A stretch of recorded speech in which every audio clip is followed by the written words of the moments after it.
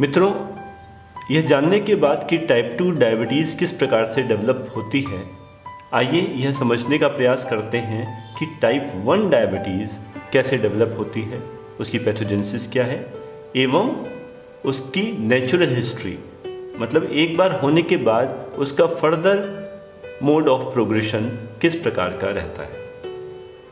सबसे पहले यह समझना आवश्यक है कि टाइप 1 डायबिटीज़ है क्या। कुछ समय पहले इसको इंसुलिन डिपेंडेंट डायबिटीज़ कहा जाता था, जो कि वास्तव में एक थेरेप्यूटिक क्लासिफिकेशन था कि जो डायबिटिक्स जिनको इंसुलिन की आवश्यकता होती है वो इंसुलिन डिपेंडेंट हैं और जिनको इंसुलिन की आवश्यकता नहीं होती वो नॉन इंसुलिन डिपेंडेंट है। लेकिन हम जानते हैं कि टाइप 2 डायबिटीज़ में भी काफ़ी लंबे समय के बाद जब बीटा सेल्स डिस्ट्रॉय हो चुकी होती हैं, बहुत कम बीटा सेल मास बचता है, तब वह व्यक्ति टाइप 2 डायबिटीज़ का व्यक्ति भी इंसुलिन रिक्वायरिंग हो जाता है। तो वह इंसुलिन रिक्वायरिंग है, इंसुलिन डिपेंडेंट नहीं। लेकिन ऐसे व्यक्ति भी हम आईडीडीएम से कंफ्यूज कराते थे। तो इसलिए अब कुछ समय से डायबिटीज़ की क्लासिफिकेशन को इटियोलॉजिकल क्लासिफिकेशन में बदला गया है। टाइप 1 डायबिटीज़ जो कि ऑटो इम्यून ओरिजिन की डायबिटीज़ है और टाइप 2 डायबिटीज़ जिसमें नॉन ऑटो इम्यून हाइपरग्लाइसीमिया मिलता है। तो इस प्रकार टाइप 1 डायबिटीज़ में यह वह परेशानी है जिसमें ऑटो इम्यूनिटी के कारण से बीटा सेल्स का जो डिस्ट्रक्शन होता है, उसके बीटा सेल मास कम हो जाने से, इंसुलिन सिक्रेटिंग कैपेसिटी कम हो जाने से हाइपरग्लाइसीमिया उत्पन्न होता है। अब यह टाइप 1 डायबिटीज़ किन लोगों को डेवलप होती है? वास्तव में इसके लिए बहुत महत्वपूर्ण है कुछ जेनेटिक प्रीडिस्पोजिशन का होना, अर्थात कुछ खास पॉपुलेशन ऐसी है जो कि टाइप 1 डायबिटीज़ के लिए जेनेटिकली प्रीडिस्पोज्ड है। इन्हीं लोगों में वह ऑटो इम्यून रिस्पॉन्स जब होता है तो वो ऑटो इम्यूनिटी बीटा सेल्स को डैमेज करती है, जिसके कारण से बीटा सेल लॉस होता है। तो 3 फैक्टर्स हुए टाइप 1 डायबिटीज़ की पैथोजेनेसिस में: जेनेटिक प्रीडिस्पोजिशन, ऑटो इम्यूनिटी और इस ऑटो इम्यूनिटी से बीटा सेल्स का डिस्ट्रक्शन।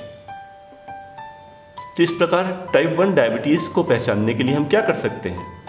एक तो तरीका यह हुआ कि वह सभी व्यक्ति जो जेनेटिकली प्रीडिस्पोज्ड हैं उनको पहचान लें, क्योंकि यह वो पॉपुलेशन है जो आगे चल के डायबिटीज़ में, टाइप 1 डायबिटीज़ में कन्वर्ट हो सकती है। वास्तव में ऐसा HLA स्टडीज़ के द्वारा जाना जा सकता है कि वह HLA टाइप्स जो कि टाइप 1 के साथ एसोसिएटेड हैं, यदि वह किसी पॉपुलेशन में, किसी व्यक्ति में प्रेजेंट हैं, तब उसमें यह टाइप 1 डायबिटीज़ होने की संभावना अधिक होगी।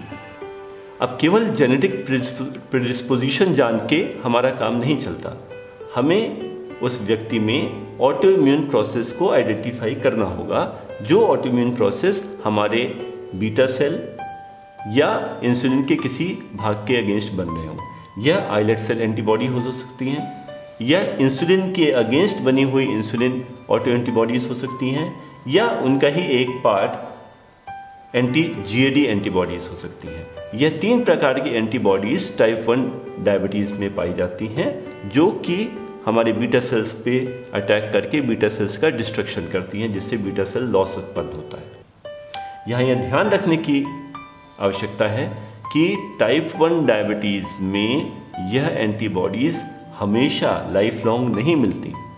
यह केवल आरंभिक कुछ समय, 6 महीने, साल भर तक ही मिलती हैं। तो इस प्रकार उस व्यक्ति की टाइप 1 डायबिटीज़ की डायग्नोसिस के इमीडिएट 6 मंथ्स में अगर हम इन एंटीबॉडीज़ को डिमॉन्स्ट्रेट कर पाते हैं, तब हम यह पक्के तौर पे कह सकते हैं कि यह टाइप 1 या ऑटो इम्यून ओरिजिन की डायबिटीज़ है। इसके अतिरिक्त यह भी ध्यान रखने की आवश्यकता है कि किसी टाइप 1 डायबिटिक व्यक्ति के relatives, close first degree relatives में भी यह एंटीबॉडीज़ मिल सकती हैं, और यहाँ तक कि कुछ टाइप 2 डायबिटीज़ में भी यह एंटीबॉडीज़ मिल सकती हैं latent auto immune diabetes of adult, LADA subset में। तो इस प्रकार एंटीबॉडीज़ का एस्टिमेशन, एंटीबॉडीज़ का डिमॉन्स्ट्रेशन हमें टाइप 1 डायबिटीज़ के विषय में तो बताता है, लेकिन यह कुछ टाइप 2 या लाडा सबसेट को और कुछ पोटेंशियल टाइप 1 डायबिटिक्स को भी आइडेंटिफाई करता है। तो जेनेटिकली प्रीडिस्पोज्ड इंडिविजुअल्स को पहचानना, उनमें ऑटो इम्यूनिटी को डिमॉन्स्ट्रेट करना, यह दोनों दो प्रकार हो सकते हैं जिससे हम टाइप 1 डायबिटीज़ को आइडेंटिफाई करें, परंतु अल्टीमेटली जो डायबिटीज़ होती है वह बीटा सेल लॉस के कारण से होती है। और यह बीटा सेल का डिमॉन्स्ट्रेशन कि इंसुलिन सिक्रेटिंग कैपेसिटी कितनी है और बीटा सेल मास कितना है, यह हमारे डायबिटीज़ की स्थिति को, स्टेजिंग को बताता है। हम जानते हैं कि इंसुलिन लेवल्स को मेज़र करना मुश्किल है क्योंकि इंसुलिन की हाफ लाइफ बहुत कम होती है। तो इसलिए या तो हम इंसुलिन लेवल्स को डिमॉन्स्ट्रेट करें कि किसी व्यक्ति में इंसुलिन लेवल्स फास्टिंग स्टिमुलेटेड कम है, या इंसुलिन के साथ सिक्रीट होने वाले सी पेप्टाइड को, सी पेप्टाइड और इंसुलिन इक्विमोलर कंसंट्रेशन में रिलीज होते हैं और सी पेप्टाइड की कंसंट्रेशन सी अधिक होना और सी पेप्टाइड की हाफ लाइफ अधिक होने के कारण से इसको मेज़र करना आसान है। तो यदि हम इंसुलिन लेवल या सी पेप्टाइड लेवल्स के बेसल, फास्टिंग या स्टिमुलेटेड फेज को डिमॉन्स्ट्रेट कर सकें कि यह वैल्यूज़ कम हो गई हैं, तब हमें यह बताता है कि बीटा सेल डिस्ट्रक्शन के कारण से इंसुलिन सिक्रेटिंग रिस्पॉन्स कम है। इसके अतिरिक्त दो और तरीके हैं जिनमें हम एक्सपेरिमेंटली यह डिमॉन्स्ट्रेट कर सकते हैं कि इंसुलिन सिक्रेटिंग कैपेसिटी किसी व्यक्ति की कैसी है। एक है ओरल ग्लूकोज टॉलरेंस टेस्ट या मिक्स्ड मील के द्वारा, जिसमें हम जब तक वह मील डाइजेस्ट नहीं हो रही उतने समय तक कितनी इंसुलिन सिक्रेट हुई और कैसे कैसे कम हुई, इस पूरे की area under the curve measure करते हैं। और दूसरा इंट्रावेनस जीटीटी के द्वारा, जिसमें आईवी ग्लूकोज देने पे जो एक ब्रिस्क इंसुलिन सिक्रीशन होता है फर्स्ट फेज और followed by a prolonged insulin secretion, इसको डिमॉन्स्ट्रेट करना। तो loss of this first phase of insulin is considered to be a sign of early diabetes. तो इस प्रकार से बीटा सेल डिस्फंक्शंस को बताने के लिए हम इंसुलिन या सी पेप्टाइड लेवल्स को डिमॉन्स्ट्रेट करें या एक्सपेरिमेंटली ओरल ग्लूकोज टॉलरेंस या आईवी ग्लूकोज टॉलरेंस टेस्ट में एरिया अंडर द कर्व या loss of first phase of insulin को डिमॉन्स्ट्रेट करें, जिससे हम यह बता सकते हैं कि यह व्यक्ति डायबिटीज़ की तरफ प्रोग्रेस कर रहा है या उसकी डायबिटीज़ की इस वक्त कौन सी स्टेज चल रही है। याद रहे, यह बीटा सेल मास हमेशा एक जैसे नहीं रहते। बीटा सेल्स शरीर में लगातार बन रही हैं, बनने के बाद उनका रेप्लिकेशन हो रहा है और रेप्लिकेशन के बाद उनकी एपोप्टोसिस हो रही है। तो यह लगातार ये तीनों प्रोसेसेस कॉन्टिन्यूम में चल रहे हैं। डिपेंड ये करता है कि अगर एपोप्टोसिस या उनका डिस्ट्रक्शन ज़्यादा हो गया तब बीटा सेल मास कम हो जाएंगे, और अगर किसी तरह से उनका न्यू फॉर्मेशन रेप्लिकेशन बना रहा तो वो उसको कंपेंसेट कर लेगा। तो जब हमारी टाइप 1 डायबिटीज़ में बीटा सेल्स का डिस्ट्रक्शन हो रहा है तो वहाँ पर बीटा सेल मास कम होने से इंसुलिन का प्रोडक्शन भी घटता जा रहा है और सेल्स की एपोप्टोसिस होने के कारण से भी अल्टीमेटली हमारे बीटा सेल कंसंट्रेशन और इंसुलिन सिक्रेटिंग कैपेसिटी कम होती जाती है। तो इस प्रकार से यदि किसी व्यक्ति में यह 3 एंटीबॉडीज़ में कोई एक एंटीबॉडी है प्रेजेंट है तो वह बीटा सेल्स को धीरे धीरे स्लोली डिस्ट्रॉय करेगी।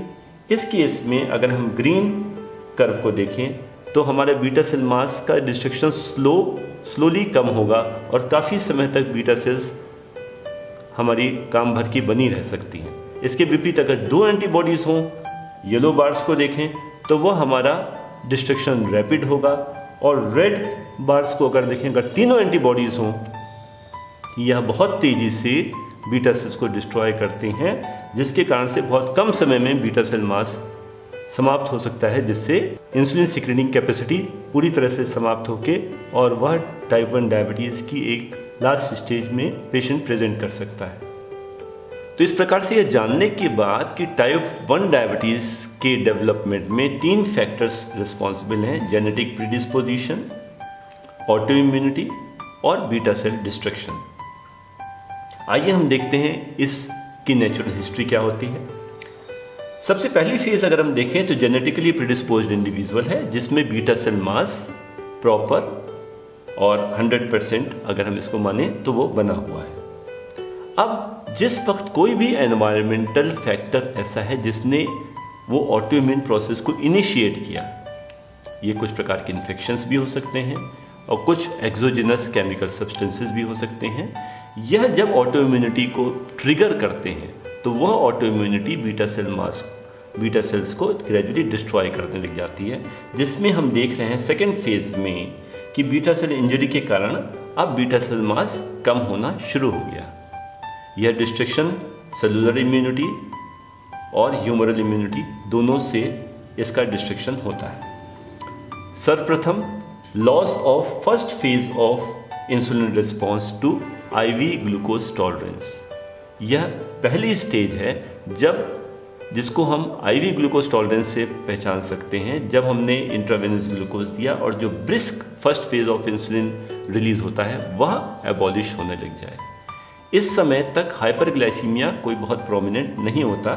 यह हमारी स्टेज है, first stage, loss of first phase of insulin, जो कि बाद में ओरल ग्लूकोज टॉलरेंस के द्वारा total area under the curve, total insulin secretion कितना हुआ, उससे आइडेंटिफाई की जा सकती है, जब इंसुलिन के सेकेंड फेज में भी, सिक्रीशन के सेकेंड फेज में भी कमी आने लग जाती है। जब यह बीटा सेल मास अच्छा खासा कम हो चुका होता है तब हमको क्लिनिकल डायबिटीज़ देखने को मिलती है, जो कि वास्तव में एक काफ़ी लेट स्टेज है। और यह क्लिनिकल डायबिटीज़ की स्थिति आने के बाद भी हम देख रहे हैं कि बीटा सेल मास लगातार कम होते जा रहे हैं और अल्टीमेटली वह पेशेंट बीटा सेल्स को पूरी तरह से खो चुका होता है और वो इंसुलिन नॉन सिक्रीटिंग और पूरी तरह से इंसुलिन, एक्सोजेनस इंसुलिन पे डिपेंडेंट हो जाता है। तो इस प्रकार से हम एक टाइप 1 डायबिटीज़ में बीटा सेल मास के लेवल्स को किस प्रकार से हम देख रहे हैं कि जितना जल्दी हम पेशेंट को आइडेंटिफाई कर लेते हैं, या तो HLA लिंकेज के आधार पर या ऑटोइम्यून मार्कर्स के आधार पर, तो उस समय तक हमारा बीटा सेल मास काफ़ी अच्छा होता है और जो कि with passage of time beta cell mass कम होता जाता है। यदि यही पेशेंट हमारे पास डायबिटिक कीटोएसिडोसिस के समय में आए तो ध्यान रहे यह एक ग्रॉसली डिकम्पेंसेटेड स्टेट है, जिसमें परमानेंटली या ट्रांजिएंटली बीटा सेल काफ़ी सप्रेस हो चुकी हैं, इंसुलिन सिक्रीशन काफ़ी अधिक सप्रेस हो चुका है, जो कि बॉडी के जो कैटाबॉलिक हार्मोन्स हैं उनको भी, काउंटर रेगुलेटरी हार्मोन्स को भी सप्रेस नहीं कर पा रहा है। तो यह वह स्थिति है जबकि बहुत कम इंसुलिन सिक्रीट हो पाती है, या तो वो टेम्परेरी ग्लूकोटॉक्सिसिटी के कारण से कम हो गई हो या परमानेंटली कम हो गई हो। अब किसी डायबिटिक कीटोएसिडोसिस में आए हुए टाइप 1 डायबिटिक व्यक्ति को जब हम इंसुलिन थेरेपी देते हैं तो वह उसके ग्लूकोज लेवल्स को कम करती है। अब ये एलिवेटेड ग्लूकोज लेवल्स को हम जितना इफेक्टिवली हम कम कर लेंगे और जितना उसको कम बनाए रखेंगे, यह ग्लूकोटॉक्सिसिटी को अबॉलिश करके बीटा सेल्स के ऊपर जो एक प्रेशर होता है उसको हटा के बीटा सेल्स के टेम्पररी रेप्लिकेशन में मदद करता है। तो कई बार ऐसा होता है हमारे इफेक्टिव ट्रीटमेंट के बाद एक टाइप 1 डायबिटिक कीटोएसिडोसिस से रिकवर करके उसके बाद उसकी इंसुलिन डोजेस कम होती जाती हैं और कुछ समय के लिए यहाँ तक कि इंसुलिन डोजेस बंद भी हो सकती हैं, और विदाउट इंसुलिन कुछ समय के लिए वह टाइप 1 डायबिटिक अपनी ग्लाइसेमिक कंट्रोल को बनाए रखता है।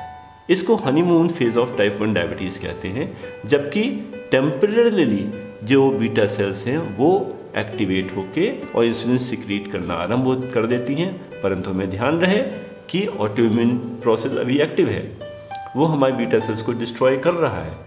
ऑलरेडी बीटा सेल्स की कंसंट्रेशन बहुत कम बची हुई है, और यह बीटा सेल्स भी जैसे जैसे डिस्ट्रॉय होती जाएंगी वह हनीमून फेज से निकल के दोबारा ब्लड शुगर लेवल उसके राइज करने लग जाएंगे और उस पेशेंट को दोबारा इंसुलिन एडमिनिस्ट्रेशन की आवश्यकता पड़ेगी।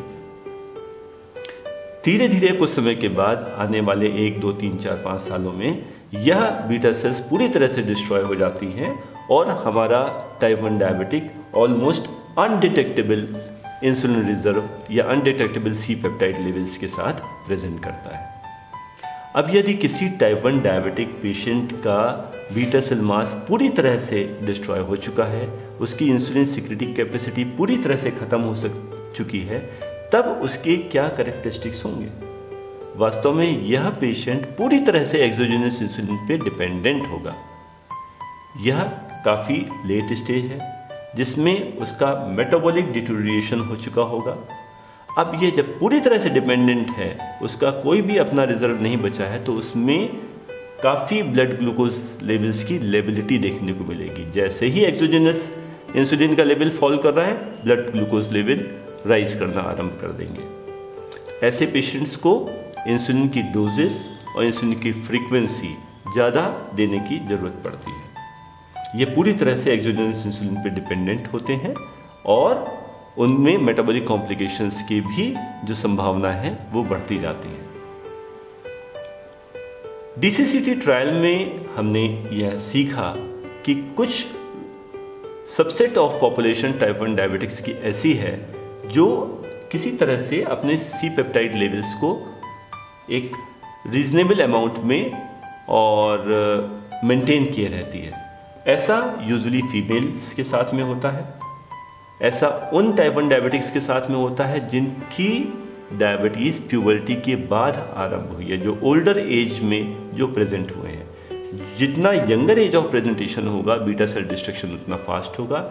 जितना एल्डरली एज पे प्यूबर्टी के बाद प्रेजेंट करेंगे तो उनमें बीटा सेल मास कंपैरेटिवली काफ़ी प्रिजर्व रहता है।